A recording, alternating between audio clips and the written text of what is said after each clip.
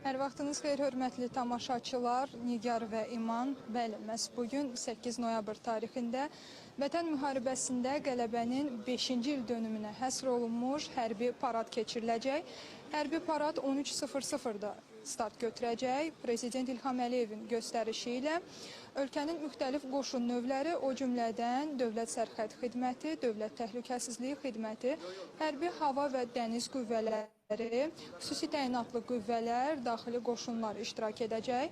Həmçinin paradda müasir hərbi texnika, silah sistemləri və aviasiya vasitələrinin nümayişi nəzərdə tutulub. Bundan əlavə, Bakıda keçiriləcək paradda Türkiyənin prezidenti Rəcəb Tayyib Ərdoğanın və Pakistanın baş naziri Şahbaz Şərifin iştirakı da nəzərdə tutulub. Hazırda isə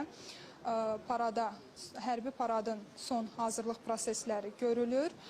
Hələlik bizdən bu qədər. Növbəti saatlarda ən son məlumatları sizə ötürməyə çalışacağıq.